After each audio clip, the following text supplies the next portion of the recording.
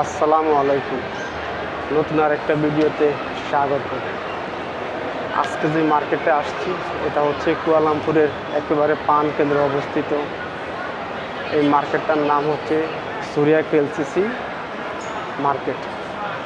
তো মার্কেটটা আজকে বিশেষ দিন উপলক্ষে এত রাত পর্যন্ত খোলা আছে, নয়তো মার্কেটটা এত রাত পর্যন্ত খোলা থাকে না।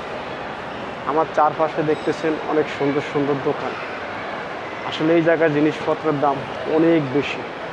বিশেষ করে আমি একটা জামা দেখছি যার মার্কেট প্রাইস হচ্ছে বাংলাদেশি টাকায় প্রায় 50,000 টাকা, শুধুমাত্র একটা প্যান্টের দাম, যা দেখে আমি পুরোপুরি অবাক হয়েছি।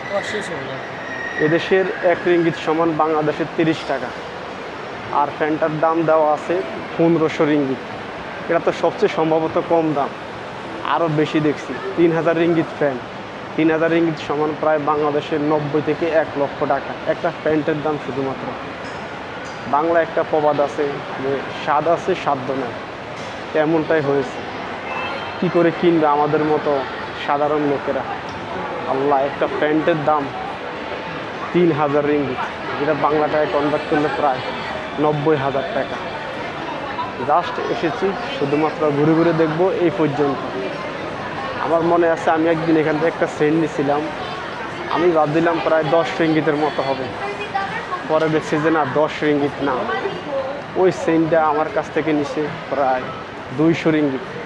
আর 200 রিঙ্গিতে যদি বাংলা টাকায় কনভার্ট করি প্রায় 6000 টাকার উপরে হবে।